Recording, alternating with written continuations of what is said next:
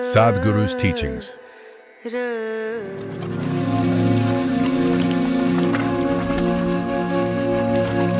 So what is Kundalini? Right now, I am speaking. This is Kundalini. You are alert and listening. If you are alert and listening, that is Kundalini. A flower is blossoming, that is Kundalini. A dog is barking, that is also Kundalini. Or in other words, the fundamental life force in the existence, we call it Kundalini. Now, within the system, within the human system, if you look at this as a kind of a life package, it's a piece of life. This piece of life is packed in a certain way with layers of this energy. One dimension of energy comes alive immediately because that is necessary for your survival process. The other dimensions of energy will not come alive unless you do something about it. Unless you're aware of it and activate it in a certain way, they do not come into existence, they remain dormant. The dormant energy is way bigger than the energy that is in use right now. To take care of your survival process, to live a physical life completely, to live a complete physical and intellectual life, you need to activate only about 21 of your chakras. Out of this 114, if about 21 of them are on, you will live a complete life. You will not feel any inadequacy. You will live a complete physical life. There'll be no problem with your life. You will think you're a great success, but you are only 21. That is less than 21% out of 114. Less than 20%. At less than 20%, you will feel like a complete life without any inadequacies. The remaining percentage of life, what is it about? It is not even needed if your intention is just to live well. If you activate this dimension of energy, other dimensions of life will open up. One thing is, are you ready for those dimensions? The question is not about whether it's good or bad. The question is just about, are you ready for it? Because even if the best things in life come to your life, when you're not ready for it, it will not be a good thing for you. In your experience, it will not be a good thing if something came to you when you're not ready for it, isn't it so? Even if it's the greatest thing, it may be the greatest thing, but it came to you when you are not ready for it, then it is not a good thing, isn't it? So, are you ready for it is the first question. If you're ready for it, what can we do for it? What can we do to activate? There are various ways of doing this, many ways, but the Kundalini Yoga, are people familiar with Kundalini Yoga, practicing or… okay. Kundalini Yoga, I'm not making a comment about anybody, okay? Kundalini Yoga in its essence is the most dangerous form of yoga. I'm saying dangerous because it's the most potent also. What is most potent is always the most dangerous, if improperly handled. There are various kinds of energy in the world right now. Even the electricity is being manufactured produced in so many different ways. One of the ways that we do it is through nuclear reactions, nuclear reactors rather. It is the most efficient way of producing energy that we know right now, but it is also the most dangerous way, isn't it? When things go wrong, they go seriously wrong. When they're going right, it is the easiest and the best way to produce energy on the planet is nuclear energy actually. But when it goes bad really bad, like in ways that you can't fix it. So similarly with Kundalini Yoga, it is the most potent and it is the most dangerous. Without the necessary preparation and guidance, without expert guidance, constant guidance and observation, nobody should ever attempt it. But the problem is, books have been written about it and everybody wants to do the highest yoga. Nobody wants to start with A, everybody wants to start the alphabet with Z. This attitude itself is dangerous. What can be a life-transforming force can become a life-destructive force simply because without the necessary commitment and dedication and focus and understanding, it is being handled. Anyway, about rising the Kundalini. If the Kundalini rises, the dimensions of your life will change so rapidly that you must be willing to make the outside adjustments equally quick. Otherwise, things will fall apart in a big way. In the classical yogic traditions, there is a certain type of yoga we teach for people who live in family situations. There is a certain other type of yoga we teach for ascetics. In Isha we have both the forms. We have ascetic yoga and we have the general yoga. We will never teach you the ascetic form, that is the most potent way to do it. But it will demand a certain dimension of discipline and focus which your regular lives will not allow. If you do that kind of yoga, it will dismantle your outside life instantly. Now this yoga is not designed to dismantle your life, this yoga is designed to make your life happen better. When life happens better, when things happen better, you make more money, your business is going better, your profession is happening better, your generally, unfortunately, your longing to seek the higher becomes slower. Yes? So in the real sense, it is not the good way to do it, but it's the only way it works in today's world. And it's the only way it works for majority of the people. For a small number of people, we can do it other ways. We can bypass all these things and just do very powerful ways of doing things. But it will dismantle all social structures around them, which is not good for everybody to do. So these are different dimensions. Kundalini yoga, if it has to be practiced, you must be in a certain kind of atmosphere. You cannot live in social situations and do Kundalini yoga.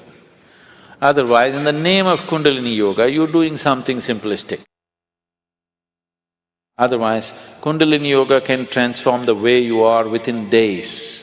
Suddenly you find you are a stranger in your own home within 2 days of practice, because it will change everything about you. So can we raise the Kundalini? Yes, we can. One way is to create a conducive atmosphere so that slowly it rises. The other way is to provoke it in such a way that it raises quickly. If it rises quickly, then everything changes dramatically. If it rises slowly over a period of time, changes will happen slowly, you will be capable of handling these changes over a period of time. But if it happens very quick, then you will not be able to handle the changes. Things will look like things are falling apart. So there are different ways of doing this. How many ways? There are too many ways. I will not go into how many ways. There are so many ways of doing it. Essentially, there are 112 ways of doing it.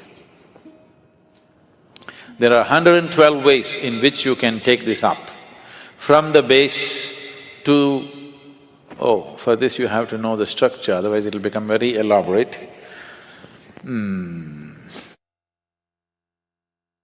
Out of these 114 chakras, there are 7 which we recognize as 7 dimensions. Out of this, 6 are within the body, 1 just outside the physical body. So if you employ these 112 methods, you will handle the 6th chakras. The 7th one you cannot handle.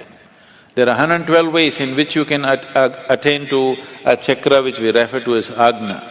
But from Agna to Sahasrara, there is no way. There is no way to do it. You just have to jump into an abyss. If you have to jump into an abyss, you should be insane. Or you should have enormous trust in somebody. Somebody says, jump, and you are jumping because you have such a deep trust in somebody that when he says jump, it has to be good for you. You simply jump into a bottomless pit. So, the journey from the Mooladhara to Agna, there are 112 ways to get there. But from there to there is no way. It is just one jump that can happen in trust, in devotion or in madness. Choice is yours.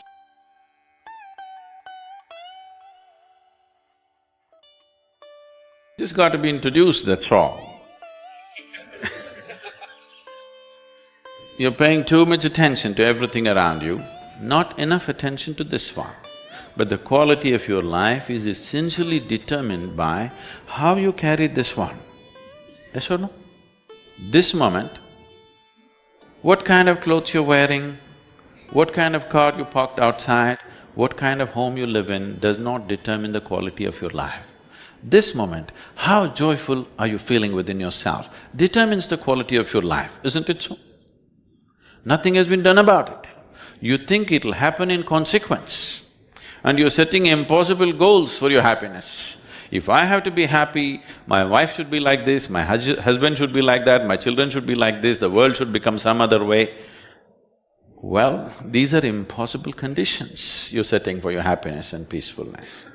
Now that you have compromised yourself to peace, why I'm saying compromise yourself to peace is because a lot of people have given up aspirations for being ecstatic or blissful. If I'm just peaceful, it's enough. Even the so-called spiritual leaders are going about and saying peace is the highest goal in your life.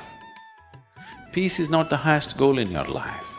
If you want to enjoy your lunch today, you must be peaceful. Yes or no? If you're not even peaceful, there is nothing in your life that you can do in a worthwhile way. To be peaceful essentially means this, that you're not messing your mind. To be peaceful means that your system is at ease. You know how to conduct your mind, you know how to conduct your emotions, your body and your energies. You are peaceful. It is not a rocket technology, it is the most basic thing. You have a dog at home, you give him his food, he sits peacefully. Maybe not ecstatic, but peacefully. Many times they're ecstatic also. Yes? If your dog is able to sit peacefully, oh, he doesn't have to run my industry. That's not the point, he's got his own stuff going.